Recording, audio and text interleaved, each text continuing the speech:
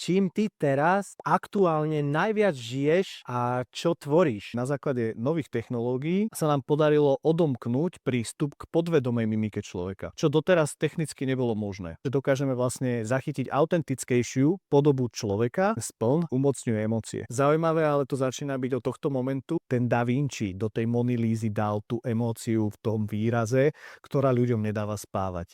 A ja som vlastne prvýkrát otočil tú hru vďaka technológii a ja som znova ten autor, ten umelec, ktorý vytvára tú emóciu a do toho úplného konca. Preto sa vlastne aj táto fotografia volá kvantová. A keďže sa nachádzam na Tenerife a tento mesiac z okolností je supermoon, zachytával autentickú emóciu mojej ženy na sopke z mesačného svitu. Keď sa pozrieš do zrkadla, tak sa ti zapne vedomá mimika, vtedy hráš. To je tá tvoja ako keby maska. Začneš manipulovať s tou emóciou. Zrkadlový neurón v hlave funguje ako mechanizmus na učenie. A tá otázka už nepotrebuje odpoveď, alebo tá emócia sa prejaví ako prvá. Každá farba má svoju frekvenciu. Každý tón má svoju frekvenciu. Takisto aj emócia, aj chuť, aj vôňa.